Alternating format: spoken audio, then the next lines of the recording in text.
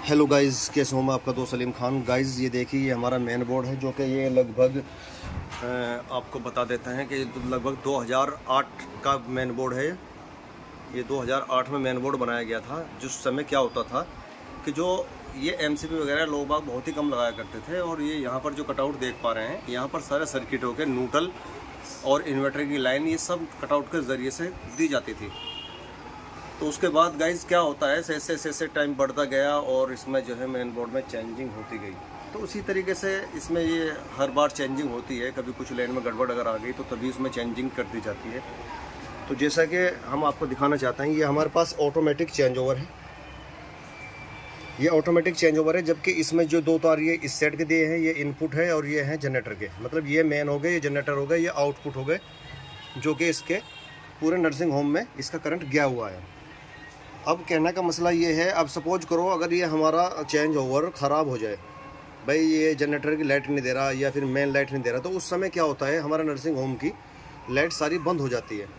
तो उस चीज़ को देखते हुए और उनके लिए दूसरा समाधान किया गया है। दूसरा समाधान इनके लिए किया गया है कि अगर बाई चांस मिस्त्री टाइम टेबल पर नहीं आया और सपोज करो कि ये दुकानदार भी नहीं मौके पर है, उस स्थिति में क्या होगा कि उस स्थिति में हमारी जो है नर्सिंग होम की लाइट बंद हो जाएगी। तो उस स्थिति के लिए हमने ये यहाँ पर एक 63 एम्पियर का इंसुलेटर लगाया है और एक यहाँ पर 63 एम्पियर का चेंज ओवर लगाया है हमने इसके अंदर।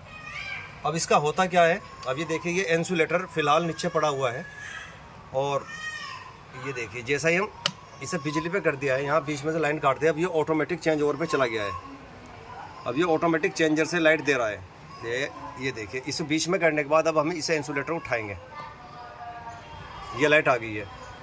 अब जिस टाइम पे हमारे ये इंसुलेटर, अब ये हमारा ये ऑटोमेटिक जो चेंज ओवर है, ये हमारा काम कर रहा है।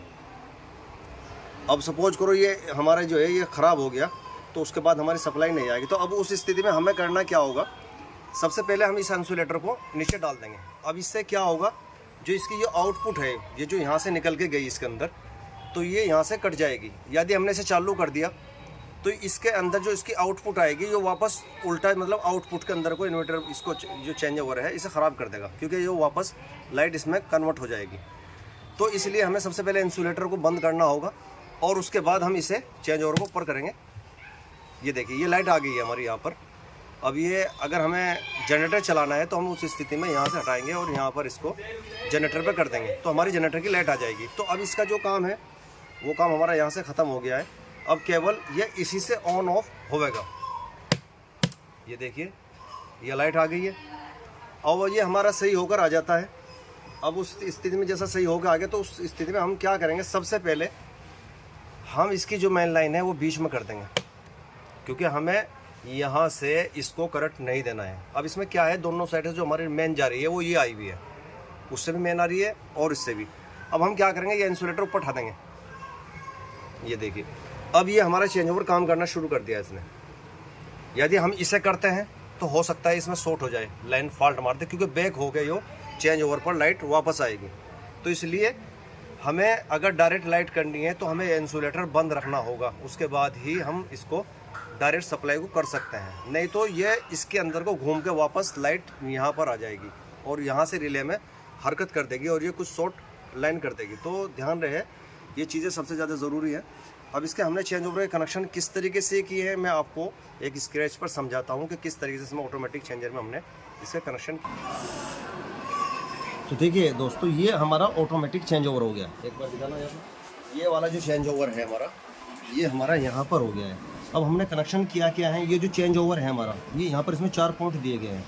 तो हमने क्या किया, यहाँ से जो बिजली की मेन लाइन आ रही थी ये हमारी यहाँ पर आ गई, ये यहाँ आ गई, और जनरेटर की हमारी ये जाली और जनरेटर की ये जाली। अब हमने क्या किया है, इसमें जनरेटर वाले में से एक तार ये लिया, यहाँ दे दिया, दूसरा तार लिया, ये यहाँ पर दे दिया। इसी तरीके से मेन से हमने यहाँ लिया और इसी तरीके से हमने ये दूसरे पॉइंट पर ले लिया, तो इससे हमने यहाँ पर ले लिया। अब होता है आउटपुट की बात। अब हमने क्या किया, ये जो चेंज ओवर है हमारा, ये इसमें से हमने ये यहाँ से हमारी फिटिंग में तार बंधे हैं, ये हमारे मकान के अंदर लाइन जाली है ये वाली, हमने इसमें से आउटपुट यहाँ ली और इसकी एक आउटपुट यहाँ डाल दी। ये चेंज ओवर हो गया। अब ये इंसुलेटर जो है हमारा यहाँ पर, वो वाइट देखिए, इस इंसुलेटर की जो हमारे चेंज ओवर के आउटपुट है, ये हम यहाँ से ला के यहाँ ले आए और यहाँ से हमारा ये यहाँ पे हो गया। तो इस तरीके से हमने इसके कनेक्शन किए हैं। तो ये कनेक्शन हमने इस तरीके से हमने आपको दिखा दिया है कि इसके कनेक्शन किस तरीके से किए हैं। तो इस तरीके से किया गया है। अगर आपको इसको डायरेक्ट करना है तो आपको ये यहाँ से इंसुलेटर यहाँ गिरना होगा और यहाँ से हमारी लाइन यहाँ से ऑन करना हो, तो इससे हमारी ये डायरेक्ट हो जाएगी। ये आउटपुट के बीच में को लाइन नहीं आएगी। तो गाइस थोड़ा सा ध्यान से सावधानी से काम करें। तो मिलते हैं गाइस आपसे।